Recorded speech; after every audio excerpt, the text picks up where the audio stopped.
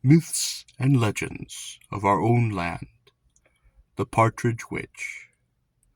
Two brothers, having hunted at the head of the Penobscot until their snowshoes and moccasins gave out, looked at each other ruefully and cried, "Would that there was a woman to help us." The younger brother went to the lodge that evening earlier than the elder, in order to prepare the supper.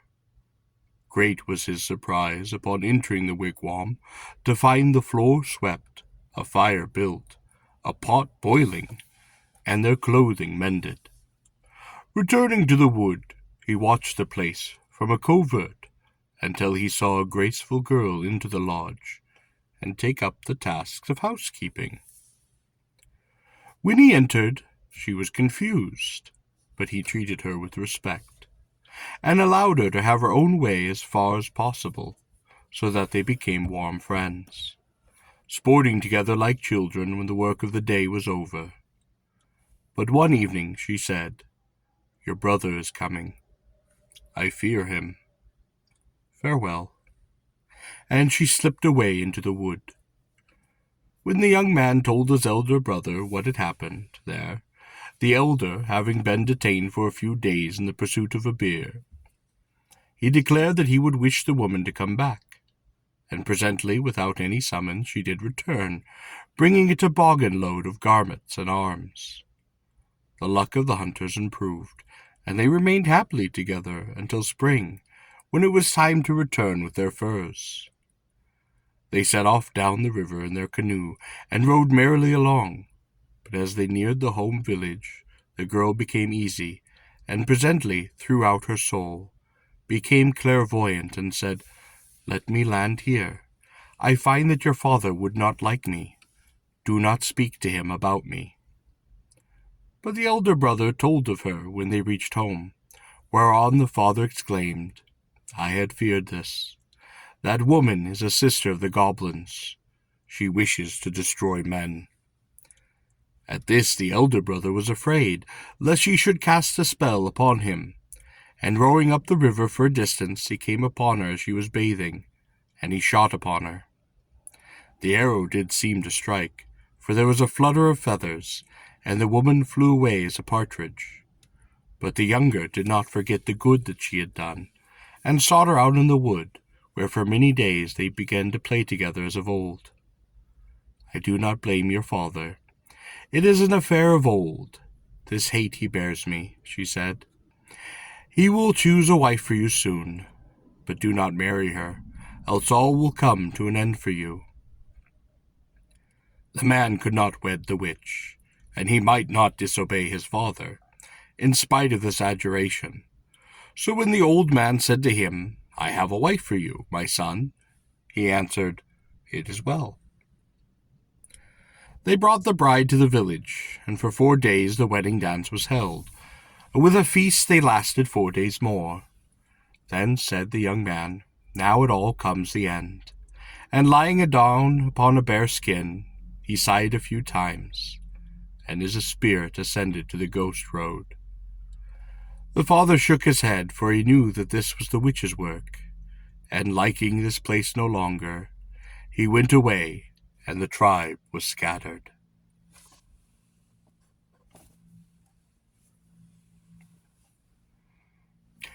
The Marriage of Mount Katahdin. A young Indian girl, gathering berries upon the side of Mount Katahdin, looked up its peak, rosy in the afternoon light, and sighed, "I wish that I had a husband. If Katahdin were a man, he might marry me."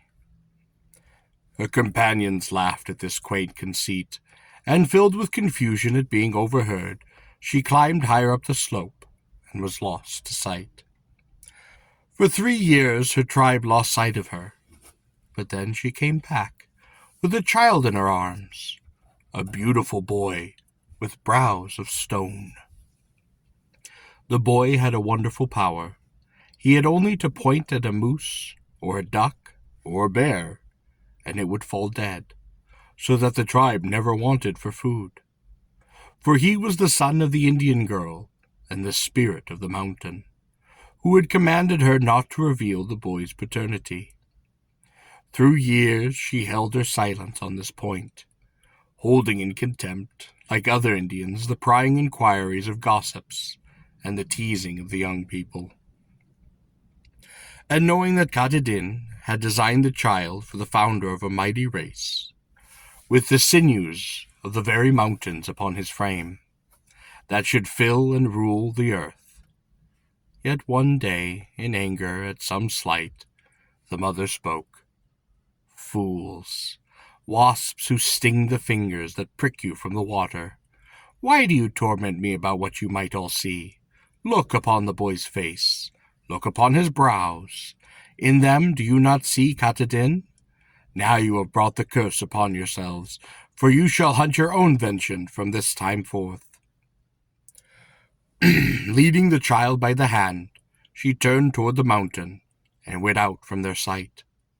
And since then, those natives who could not hold their tongues, and who might otherwise have been great, have dwindled down to a small and little people. The Moose of Mount Kineo. Eastern traditions concerning Hiawatha differ in many respects from those of the West. In the East, he is known as Glooskap, god of the Passamaquoddies, and his marks were left in many places in the maritime provinces and Maine. It was he who gave names to things. It was he who created men, filled them with life, and moved their wonder with storms. He lived upon the rocky height of Blomidon, at the entrance to Minas Basin, Nova Scotia, and the agates to be found along his foot are jewels that he made for his grandmother's necklace, when he restored her youth. He threw up a ridge between Fort Cumberland and Perspo, Nova Scotia, that he might cross dry-shod the lake made by the beavers when they dammed the strait at Blomidon.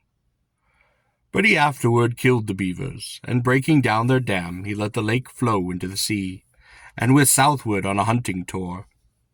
At Mount Desert he killed a moose, whose bones he flung to the ground at Bar Harbor, where they are still seen, turned to stone, while across the bay he threw the entrails, and they too are visible as rocks, dented with his arrow points.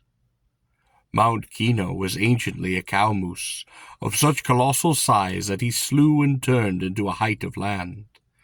The Indians trace the outline of the creature in the uplift to this day. Little Kineo was a calf moose that he slew upon the same time, and Kettle Mountain is his camp cauldron that he flung to the ground in the ardor of the chase. The Owl Tree.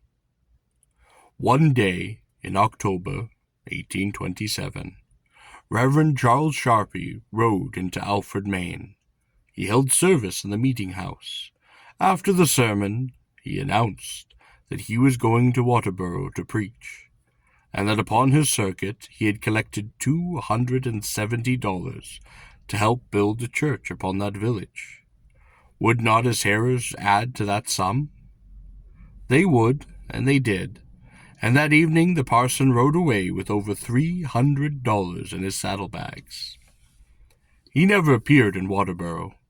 Some of the country people gave tongue to the fear that the possession of the money had made him forget his sacred calling, and that he had fled the state. On the morning after his disappearance, however, Deacon Dickerman appeared in Alfred, riding upon a horse that was declared to be the minister's, until the tavern hostler affirmed that the minister's horse had a white star on the forehead and breast, whereas this horse was simply black. The deacon said that he had found the horse grazing in his yard at daybreak, and that he would give it to whoever could prove it to be his property.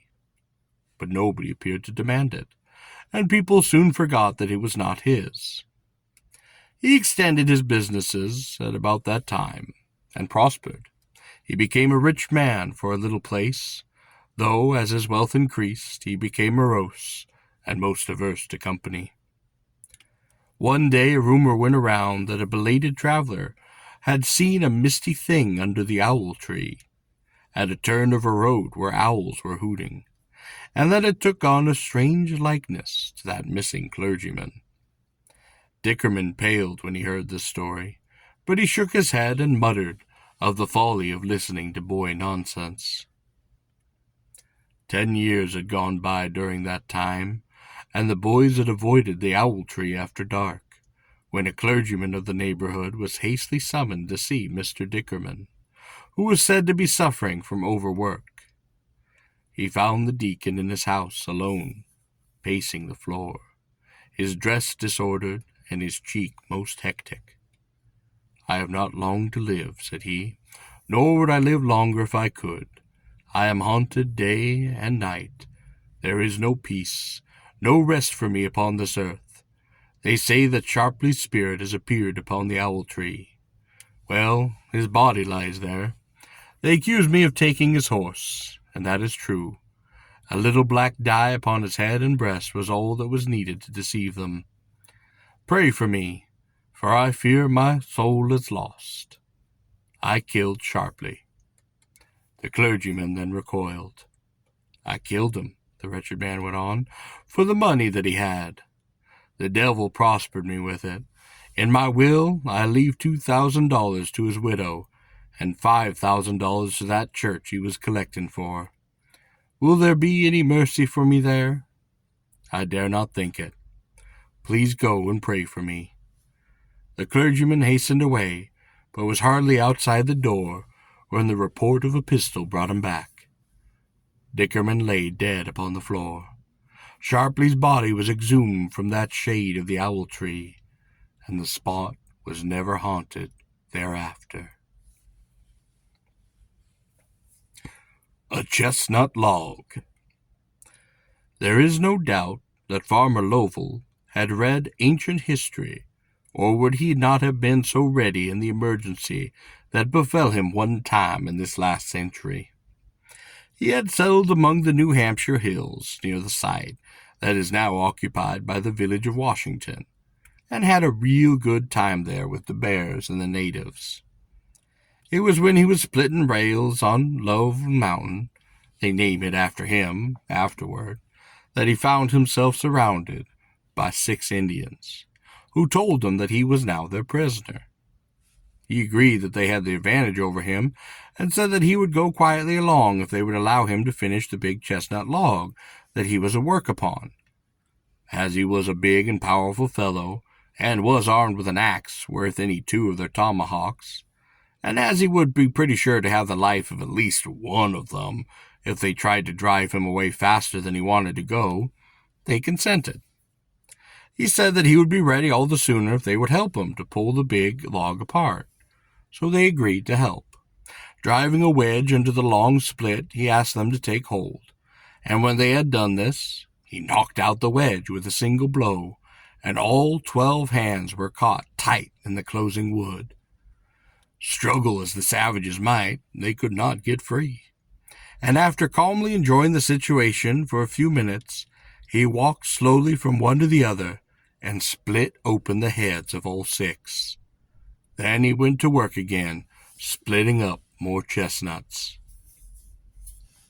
The Watcher on White Island.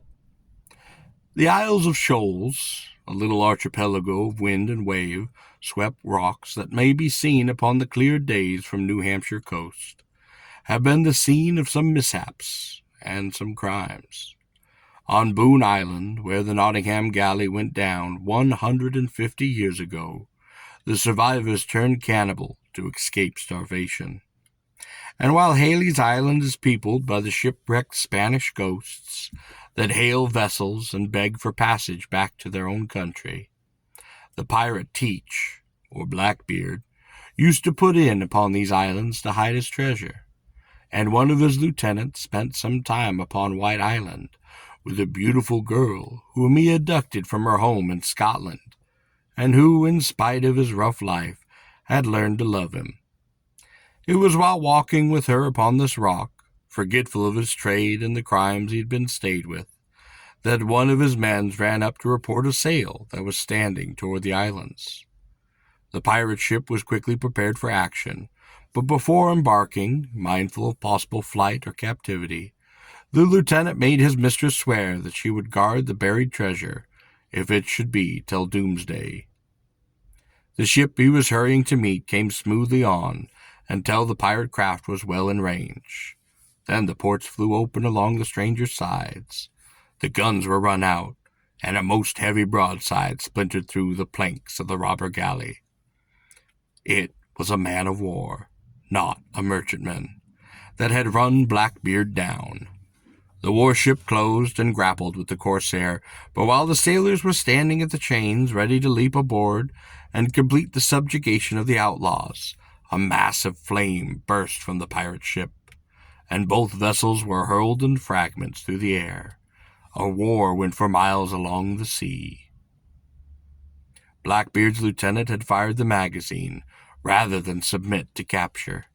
He had blown the two ships into a common ruin. A few of the both crews floated to the islands upon planks, sore from the burns and from the bruises, but none survived the cold and the hunger of the winter.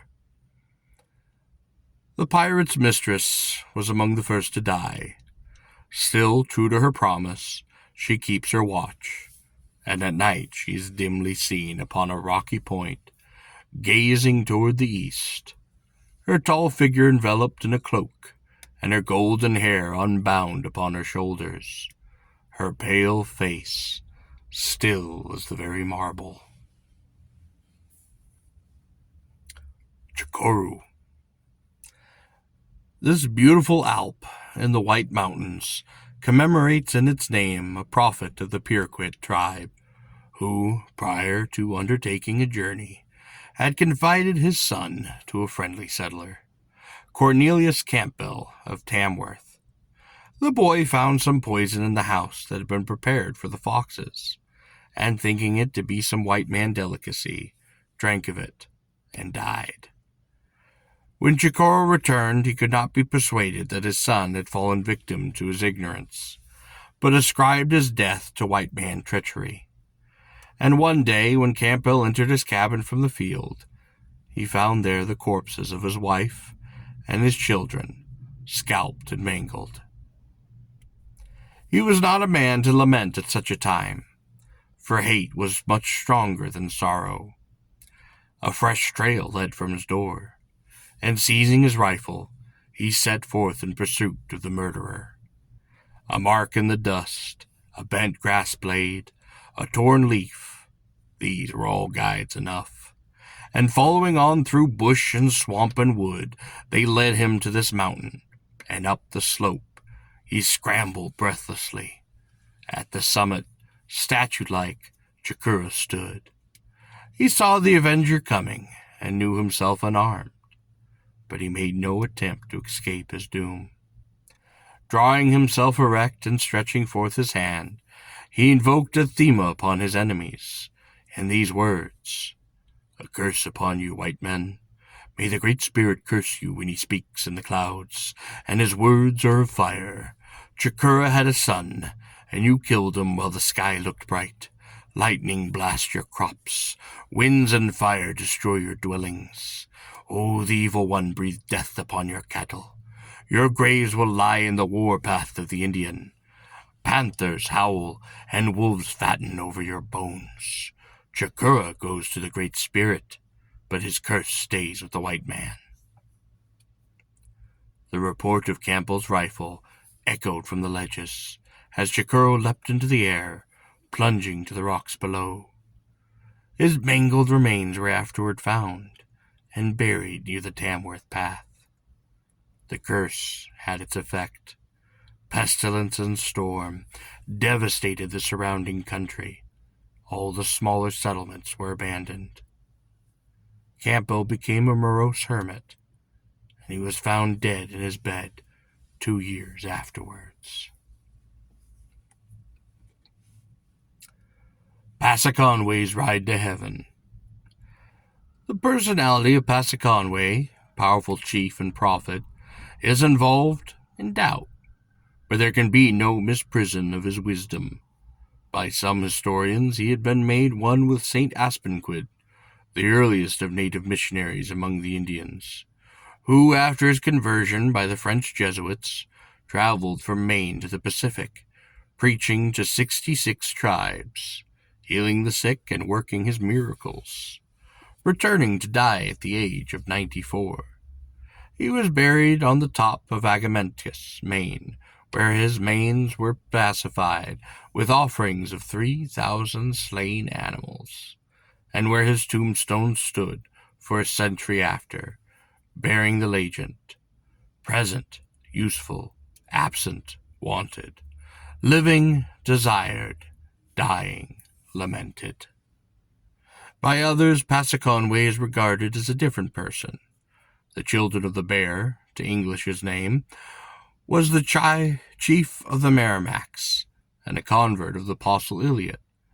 Natives and colonists alike admired him for his eloquence, his bravery, and his virtue. Before his conversion, he was a ruptured wizard, who sought by magical arts to repel the invasion of his woods and mountains by white men, invoking the spirits of the very nature against them from the topmost peak of the Agachucks. And his native followers declared that in pursuance of his intent, he made water burn, rocks move, and trees dance, and transformed himself into a very mass of flame. Such was his power over the forces of the earth that he could burn a tree in winter, and from its ashes bring green leaves. He made dead wood blossom, and a farmer's flail to bud, while a snakeskin he could cause to run. Upon the age of 120, he retired from his tribe and lived in a lonely wigwam among the Penacooks. One winter night the howling of wolves was heard, and a pack came dashing through the village, harnessed by threes to a sledge of hickory saplings that bore a tall throne spread with furs. The wolves had paused at Passaconaway's door. The old chief came forth and climbed upon the sledge, and was borne away with a triumphal apostrophe that sounded above the yelping and snarling of his train. Across Winnipesauk's frozen surface they sped like the wind, and the belated hunter shrank aside as he saw the giant towering against the northern lights, and heard his death song echo from the cliffs. Through pathless woods, across ravines, the wolves spread on, never slackening speed, into the mazes of the Agachucks to the highest peak we now call Washington. Up its steep wilderness of snow the ride went furiously. The summit neared. The sledge then burst into flame. Still there was no pause. The height was gained, and the wolves went howling into darkness. But that car, wrapped in sheaves of fire, shot like a meteor toward the sky, and was lost amid the stars of the winter night. So passed that Indian king into his heaven. The Ball Game by the Saco. Water goblins from the streams about Katahdin had left their birthplace and journeyed away to the Agachucks, making their presence known to the Indians of that region by their thefts and loss of life. When the Manitou, Glooskap, learned that these goblins were eating human flesh and committing other outrages, he took upon their own form, turning half his body into stone, and went in search of them. The wigwam had been pitched near the home of the water fairies, a name absurdly changed by the people of North Conway to Diana's Bath. And upon entering he was invited to take of the meat. The tail of a whale was cooked and offered to him, but after he had taken it upon his knees, one of the goblins exclaimed, "No, this is too good for a beggar like you," and did snatch it away. Glooskap had merely to wish the return of the dainty when it flew black upon his patter. Then he took the whale's jaw, snapped it like a reed. He filled his pipe and burned the tobacco to ashes in one inhalation. When his hosts closed the wigwam and smoked vigorously, intending to foul the air and stupefy him, he enjoyed it, while they grew sick. So they whispered to each other, "This must be a mighty magician. We must try his powers in another way." So a game of ball was proposed, and adjoining to a sandy level at the bend of the Saco, they began to play. But Glooskap found that the ball was a hideous skull that rolled and snapped at him, and would have torn his flesh had it not been immortal and immovable from his bones. He crushed it at a blow, and breaking off the bough of a tree, he turned it by word into a skull 10 times larger than the other, that flew after those wicked people, as a wildcat leaps upon a rabbit. Then the gods stamped upon the sands, and all the springs were opened in the mountains, so that the Saco came rushing through the valley with a roar that did make those nations tremble. The goblins there were caught in the flood, and swept out into the sea, where Glooskap changed them all into fish. Tales of our land.